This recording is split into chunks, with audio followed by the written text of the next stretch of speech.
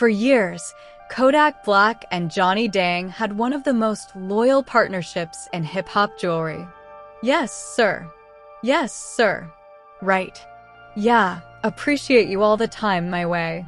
Then, a wave of fake diamond accusations swept through the Houston jewelry world, and the people closest to Johnny Dang's operation started talking.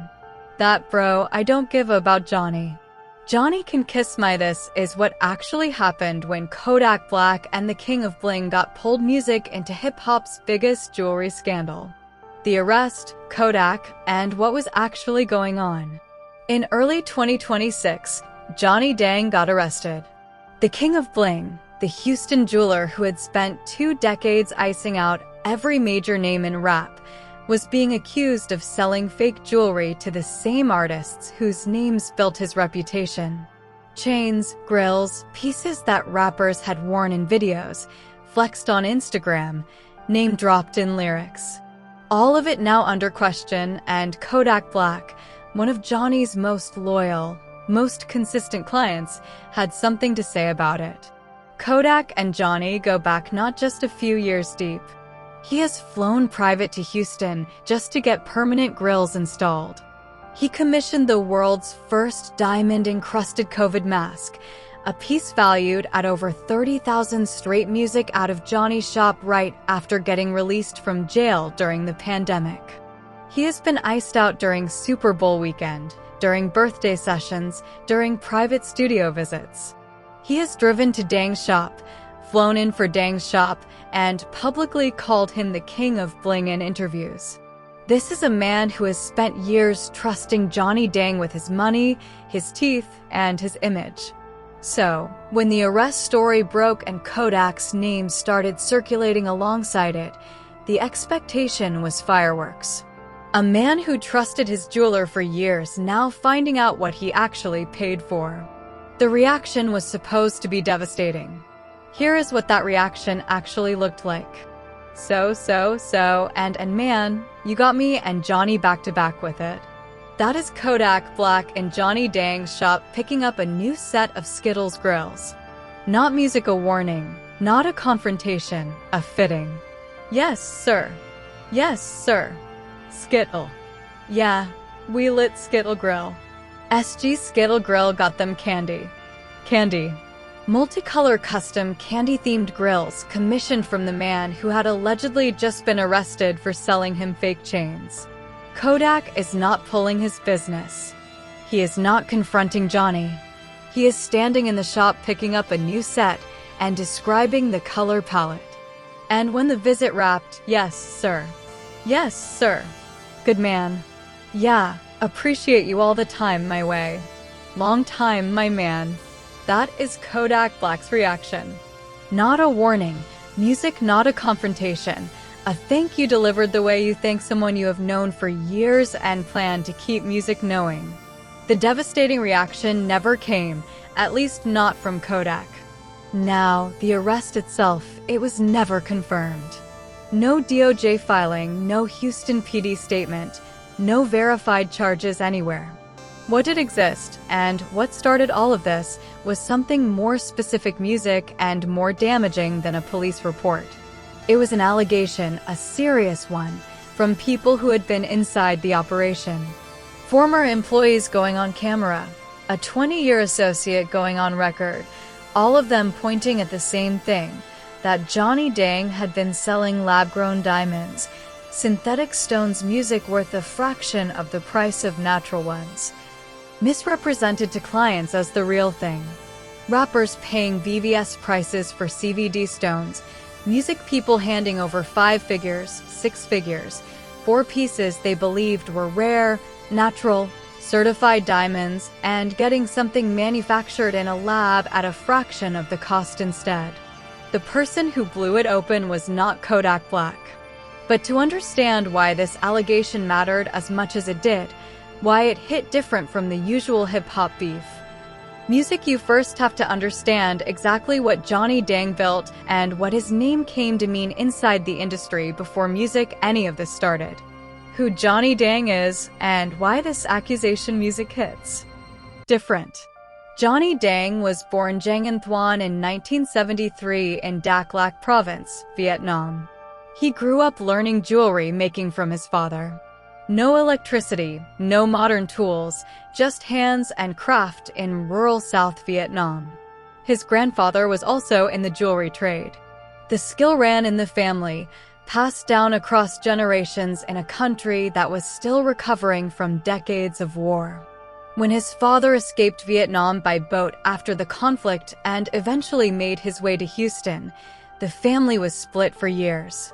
Johnny arrived to reunite with him in 1996, aged 23, music with limited English, limited money, and almost nothing else.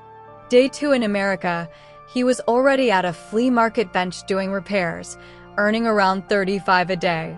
He hustled multiple jobs at once, sometimes living out of cramped shared housing, sometimes out of his car, sending money back when he could and stacking what little he kept.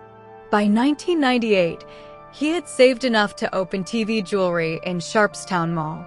By the early 2000s, he had partnered with Houston rapper Paul Wall. Wall brought the rap connections and the street promotion.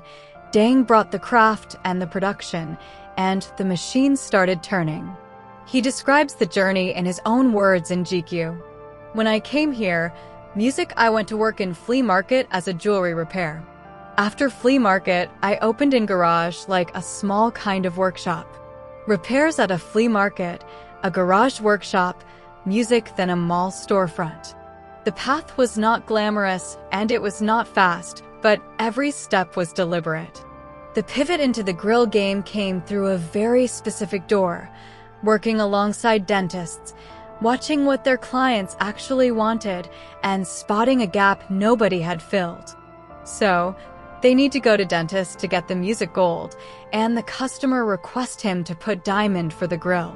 So I thought to myself, okay, I can do the gold and the diamond together too. That was the insight. Dentists were doing the fittings, doing the impressions, applying the gold. But when clients wanted diamonds set into that gold, there was nobody in the room who could do it. Dang saw the gap and stepped into it. Gold, music, and diamonds together in one custom fit, non-invasive, removable, precision cut to the individual tooth. It sounds obvious now because he made it the standard. Every grill artist operating at the high end of the market today is working in the world he built. The move that launched him from Houston's jewelry scene into global hip-hop culture music was Nelly's 2005 hit, Grills. And the origin story of that song music is its own minor scandal. Nelly had been sold a fake Johnny Dang grill by a copycat, a knockoff passed off as the real thing. When he found out through Paul Wall and T.I. on tour, he went to the source and got an authentic set. Nelly thanked Paul Wall by putting him on the record. The record music topped the Billboard Hot 100. Johnny appeared in the music video sitting there handing over trays of pieces. The name Johnny Dang went from Houston underground to global household in the space of a single song cycle. After that, music the clientele list read like a museum inventory of the last 2 decades of rap and celebrity culture. Beyoncé, Jay-Z, Travis Scott, who calls in birthday orders and gets a finished set in 2 days. Just Travis Scott last week. I said, Johnny, I need a grill for my birthday. Boom. 2 days later, I got a brand new set for him. The reason he could move that fast is structural, not music, just skill, but infrastructure. Most jewelers in the market are middlemen. They design something, outsource the casting, outsource music the setting, wait on delivery, mark up the price, and pass it on. Dang built his own manufacturing operation from the ground up, his own casting floor, his own setters, his own production timeline. No outside vendor waiting to bottleneck the order.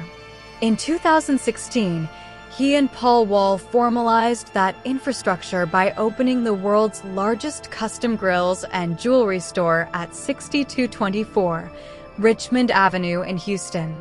14,000 square feet, in-house manufacturing, a showroom, a vault, a building that announced, this is no longer a side hustle.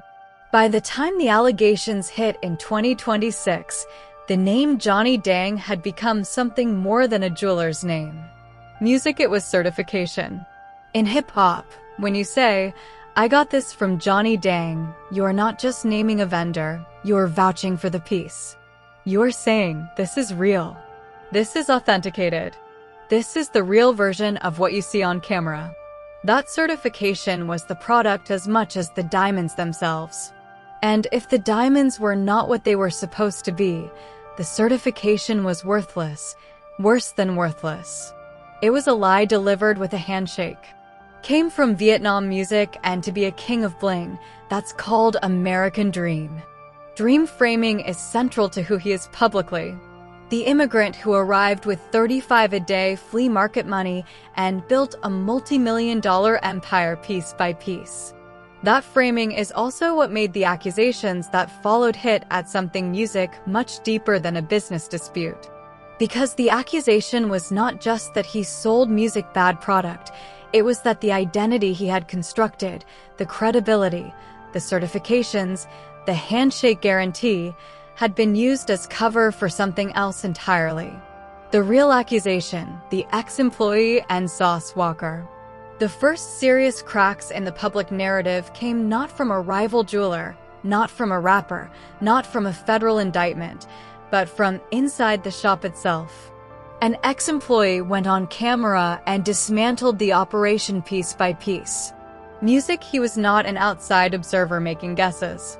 He was someone who had worked the floor, flown out on behalf of the operation, handled clients, managed transactions, and watched the production process from the inside.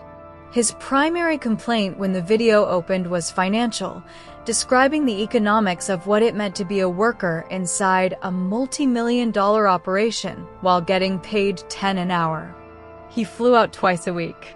Let's talk about how many times I done flew out for this dude and done picked up hundreds and thousands of dollars. May I remind y'all, away from his daughters, away from home, picking up enormous sums of cash on behalf of the business, then returning to a paycheck that did music not reflect what he was moving. He described claiming to have generated $9 in revenue for the shop in a year, asking for a 4 commission increase, and being offered a 2 hourly raise instead. He described the scale of the gap in terms that were hard to argue with. I got 2 daughters, you know what I'm saying? I went and picked you up 100,000. I have 2, man. I'm like, I got 2, right? 100,000 collected, 2 in pocket, music, 2 daughters at home. The pay grievance alone would have been enough to make the video circulate, but what came midway through was the allegation that changed the music entire dimension of the story. He turned to the audience and told them directly to check their pieces. Music, hey bro, you sitting at your $1 million mansion, chilling and drinking your cognac. Like everybody who's watching, if you got anything from Johnny, check that, go check your pieces. Music, not a vague warning, a specific instruction. And then he said what he claimed they would find. 'Cause music, that boy be putting that CBD in y'all, and I've had several clients who come in and they'll be like, bro, why am I get tested CBD? CVD, chemical vapor deposition, is the process used to grow synthetic diamonds in a laboratory. The stones are visually and chemically identical to natural diamonds. A layperson looking at a CVD stone next music to a natural stone cannot tell the difference by eye. The difference shows up on a diamond tester, a device that detects the thermal conductivity pattern specific to how a stone music was formed. And he was saying clients were coming back with pieces that failed that test.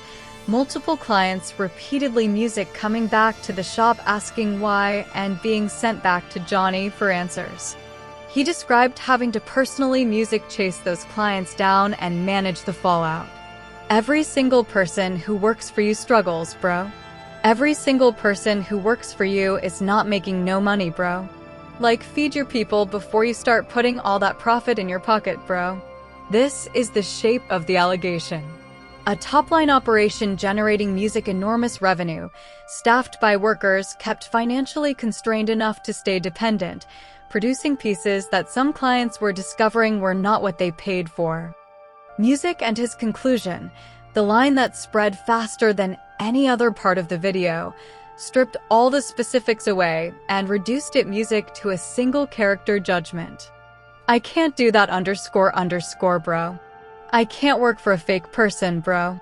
That _ don't that _ just not in me to work for fake people or a fake company or unloyal people who don't give out nobody, bro. Like a fake person from inside the shop, that phrase music hit differently than anything a competitor could have said from a distance. It was the vocabulary of someone who had been close enough to see through the image. Then came Sauce Waka, a Houston rapper music with a documented 20-year relationship with Dang. Not a client from across the country, not a competitor from another city, but a local, a brother in his own telling, someone who had bought from Dang for 2 decades and called it a brotherhood. He went on record making the same core allegation that lab-grown CVD diamonds had been sold to him at natural diamond prices without disclosure. That preferential treatment was shown to celebrity clients, while Day One Music local clientele got a different standard. That the entire operation, the name, the guarantee, the handshake certification, had been used as a mechanism to overcharge people music who trusted it. The distinction between natural and lab-grown diamonds is not a cosmetic one. Lab-grown diamonds are chemically and visually identical to natural ones under normal inspection, but their market value music is a fraction of the price. A 5-carat natural VVS 1-round diamond can cost hundreds of thousands of dollars. A 5-carat CVD stone with equivalent visible clarity might cost a few thousand. If you are selling the CVD stone while representing it as the natural one, invoicing at natural diamond prices, using natural diamond language, presenting it as the same product, that is not a gray area. Music that is fraud. That was the accusation. And it was coming from 2 directions at once, someone who had been inside the production music process and someone who had been a client for 20 years. The clips everyone misread and the ones that tell the real story. With the ex-employee's video circulating, Sauce Waka's name attached to the allegations' music and the whole story building momentum, the content machine needed a flagship rapper to put at the center. Kodak Black's name, music, and one old clip that had nothing to do with any of this became the vehicle. There was a 2024 video of Kodak where he complained about a 50,000 custom music grill set he had received from Dang. The pieces were designed for visual impact, the kind of fully iced heavyweight aesthetic that looks extraordinary music in a music video or a photo shoot where the camera is close and the light is hitting right. But Kodak was wearing them day to day, and they were too music bulky for that, too big for his mouth in a practical sense. He took them out on camera. He said he was going to go back music wild. He did not call the diamonds fake. He did not accuse Johnny of fraud. Music the complaint was entirely about fit and design, a production criticism, not an authenticity allegation. Music that clip got pulled from 2024, stripped of all context, placed music alongside the Sauce Waka accusations and the ex-employee footage and repackaged under titles describing music a terrifying warning and a brutal attack on Johnny Dang. None of those words were in the clip music because here is what Drake said